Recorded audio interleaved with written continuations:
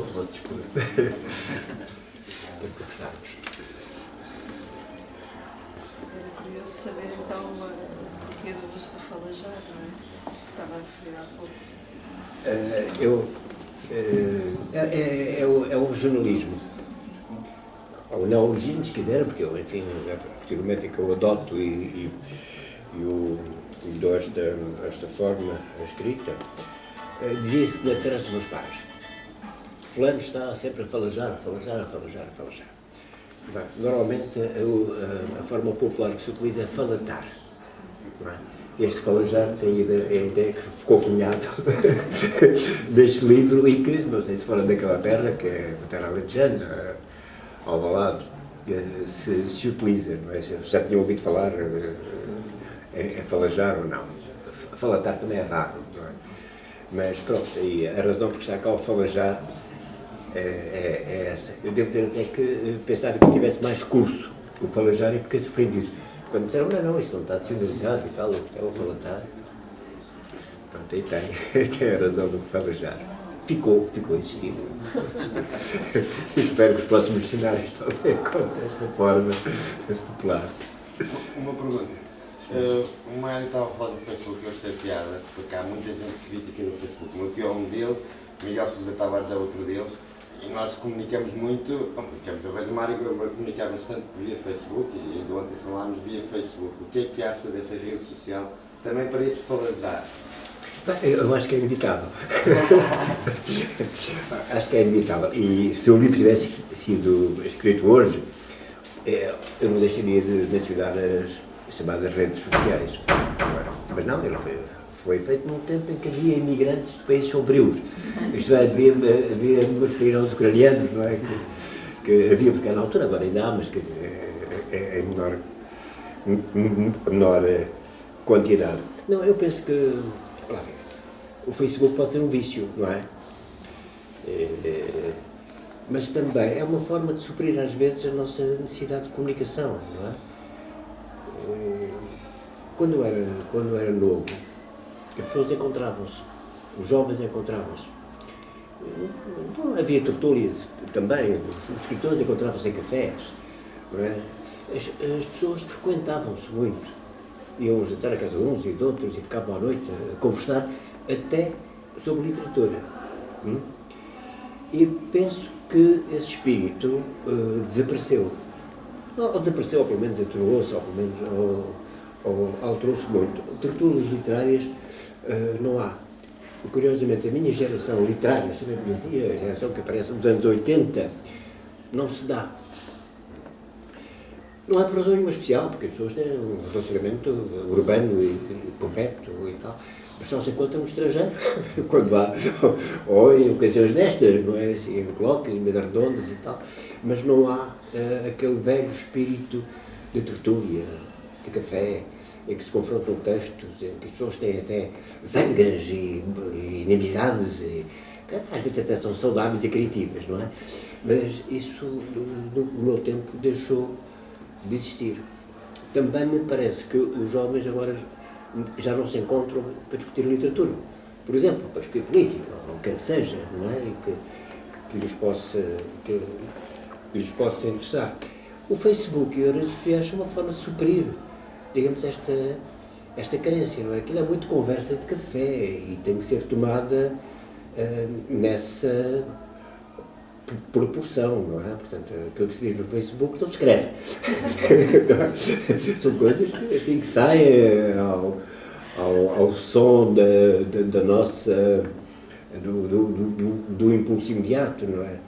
E não é claro, nós até corrigimos mais tarde, não é? Aquilo que saiu impulsivamente, depois é retirado ou editado, como se diz agora, mais tarde. Mas só uma coisa, mas o Mário tem algum cuidado. Eu vejo e reparo nos seus posts, mete sempre normalmente um quadro, e são trabalhados, quer dizer, não é coisas ali, posta a maior parte do Facebook é escrita, muita coisa é conversa de café, uma pessoa mais de umas laraças. No caso do Mário, eu acho que há algum cuidado naquilo que lá põe no Facebook. Pois, mas porquê? Porque eu tenho 70 anos. E há uma coisa que a vida me ensinou, é que há mais mundos. Aliás, quer dizer, o meu livro, Quem disser o contrário é por ter razão, vai muito nesse sentido. Atenção que, sem nós suspeitarmos muitas vezes, há coisas a acontecer. Há coisas que já foram ditas, não é? Há coisas que já estão pensadas e estão estudadas. Obviamente, quer dizer, eu quando me atrevo a dar uma opinião, tenho que pensar que há outras opiniões. E que se calhar aquela matéria que eu abordo, enfim, com ligeireza, se calhar é uma matéria densamente estudada e, portanto, tratada. Portanto, tenho que ter esta reserva. Mas isso é a experiência da vida que me dá, não é? Se eu tivesse 20 anos, se calhar não tinha esta noção de que existiam outras coisas em volta, porque os jovens sabem tudo, não é? As pessoas muito novas, enfim, sabem muito mais do que os velhos, porque não há nada que lhes escape. Pegando um pouco nessa ideia de que há outros mundos para além daquele que conhecemos, eu estou aqui com um grupo de alunos de Macau. Nós acabámos de ler um texto seu, um conto seu, que se chama Três Personagens Transviadas, que acontece, um escritor, um narrador, está no seu escritório, está a escrever, e de repente saltam literalmente para a secretária três personagens de uma história ou de várias histórias. E nós fizemos alguns exercícios com esse texto, inclusive tentámos encontrar um outro final para a história, ainda antes de sabermos o final real da história. E a minha questão é até que ponto é que essas figuras, essas personagens imaginadas são de facto apenas imaginadas ou resultado daquilo que é a realidade com que nos confrontamos, porque as fronteiras por vezes são ténues e essas personagens muitas vezes são cheias de vida. A formação da personagem tem muito que ver com uma composição, não é? Toda a literatura é composição. A personagem também é uma composição. E mesmo que ela seja, em dado momento, retirada, enfim, da nossa vida cotidiana, não é? Que nós vamos buscar uma pessoa em concreto. Se põe, até por algumas características que ela tem, que é de comportamento, que é de atitude, físicas, etc., acabamos sempre por transfigurar. Que é muito curioso, porque mesmo que tentemos fazer uma caricatura de alguém, ou que tentemos reproduzir alguém, tal qual como pensamos que a pessoa é, essa pessoa depois nunca se reconhece. Não é? As caricaturas que nós e os desenhos que nós temos nos nossos livros nunca são reconhecidos pelos próprios. Não é? Porquê? Porque nós lhes acrescentamos, quer queiramos, quer não, sempre alguma coisa. Acrescentamos e retiramos. E temos sempre a nossa visão pessoal ali plasmada. Ou seja, há sempre uma transfiguração. Não é? E a transfiguração tem que ver também connosco, tem que ver com outras personagens que se misturam muitas vezes, que se amalgamam, etc. Tem que ver com uma experiência vivida também, mas também dessa experiência vivida faz parte também uma prática literária e uma experiência literária em que, para onde são convocados todos os filmes que vimos, os quadros que vimos, às vezes há uma figura, não é, que nos fica guardada aqui dentro para aparecer mais tarde, que veste de certa maneira, tem um certo perfil, não é? E tudo isso depois vai ao laboratório, é tudo muito, passa pelas retortas todas, etc. E a personagem sai assim. Não é só o Sr. Joaquim que tem a loja ali à esquina, mas é o Sr. Joaquim, mais o quadro do Goya, mais o filme do Manuel Oliveira, não é? Tudo isto é combinado para dar depois a personagem. Eu não me recordo exatamente do conto, para ser franco. Eu sou muito desmemoriado e acabo não saber dizer, por não me lembrar exatamente. Mas são, de certeza, construídas nesta base que eu referi agora. São, ao mesmo tempo, limitadas do ponto de vista da descrição, que nos permitem inventar histórias sobre elas, especular sobre trajetórias, sobre as histórias de onde elas vieram para estarem ali de repente em figuras de 15 centímetros na secretária do escritor. E por isso são muito interessantes desse ponto de vista. Por outro lado, são também personagens muito tipo, ou seja, podemos imaginar exatamente que tipo de pessoas poderão ser, que tipo de características terão. E por isso são muito interessantes de trabalhar justamente com este grupo, com este aluno. Muito bem, fico contente por ter dado esse impulso. Primos móveis, não é? Exatamente. Que conselho é que daria a um escritor que começa, a um jovem, pela sua maturidade, não só dos 70 anos, mas de tudo o que tem vivido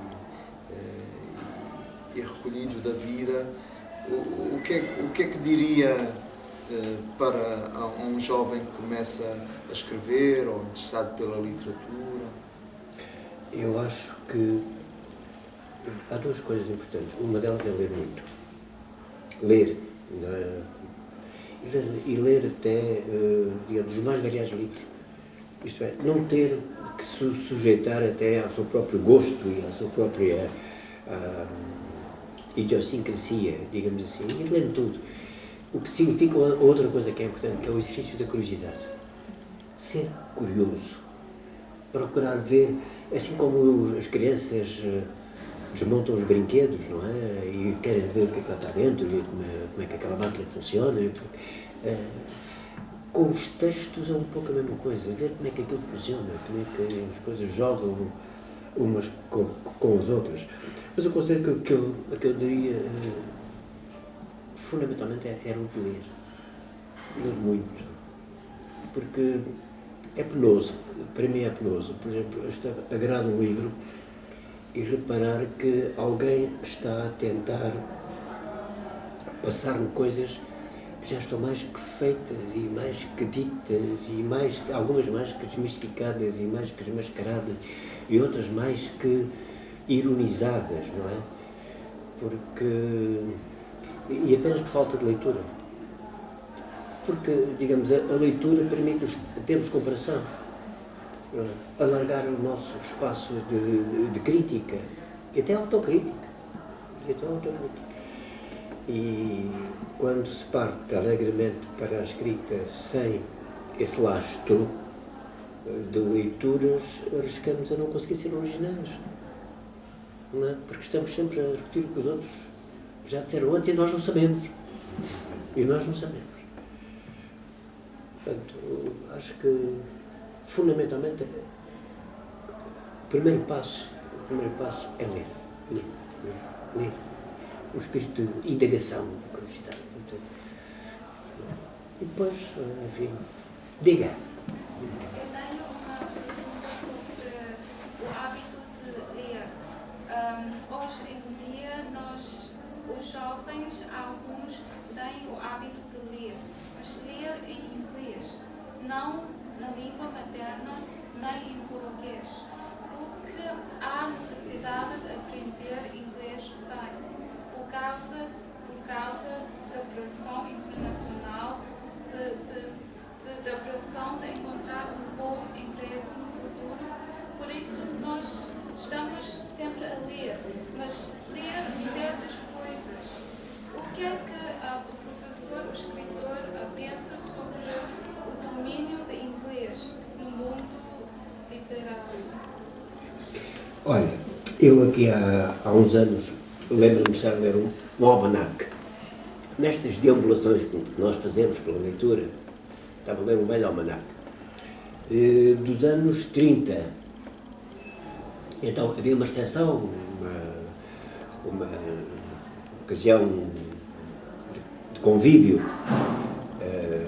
penso que diplomática, e em que dois cavalheiros encontravam-se e um deles dizia: vai ver, dizia ao outro, que era francês, e o inglês dizia-lhe: vai ver que no futuro o inglês vai ser a língua de comunicação, a língua diplomática.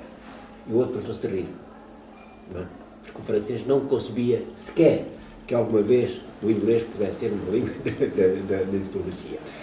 O facto do inglês, neste momento, ser uma espécie de língua veicular não é? É a língua que todos utilizamos. Eu vejo isso lá em casa. Eu tenho netos que leem, não é? E muitos leem também em inglês, em português e em inglês. Pronto, é um facto que não pode ser iludido. Mas a literatura tem muito que ver com a língua e com o manejo da língua, e até com o brinco sobre a língua e com efeitos que se tiram da língua, não é? E cada língua tem a sua literatura e até o seu cânon literário. E também não podemos fugir a isso. Em português, nós temos alguns autores, Camões, Lessa, o Pessoa, não é? Que estão lá, Fernão Lopes, que não são lidos pelas pessoas, pelos falantes de inglês, mas, no entanto, não deixam de lá estar. Numa língua que já vai para, enfim, numa literatura que já vai para 9 séculos, não é? Mas isso é uma realidade que também não é despicienda. Nós talvez possamos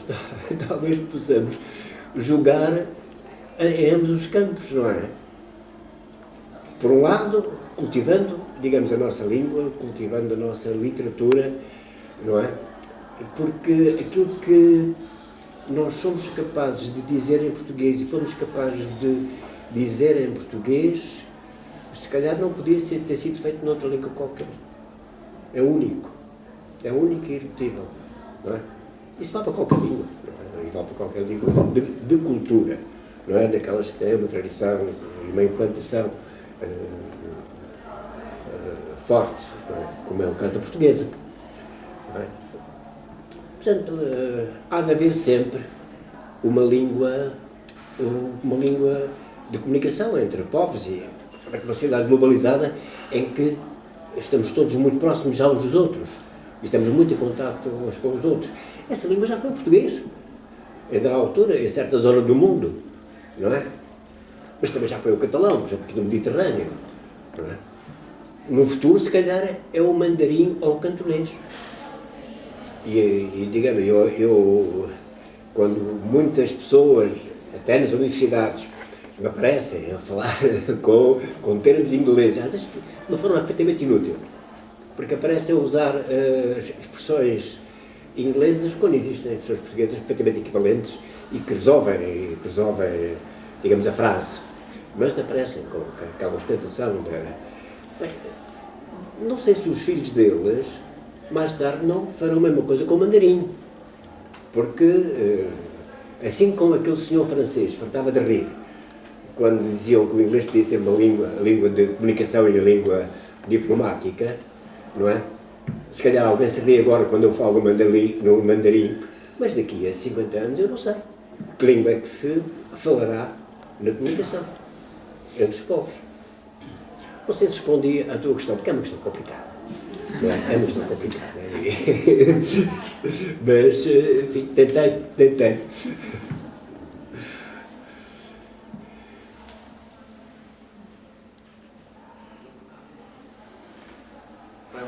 Muito obrigado a todos. O escritor Mário de Carvalho estará disponível para dar agora algum autógrafo a quem o desejar.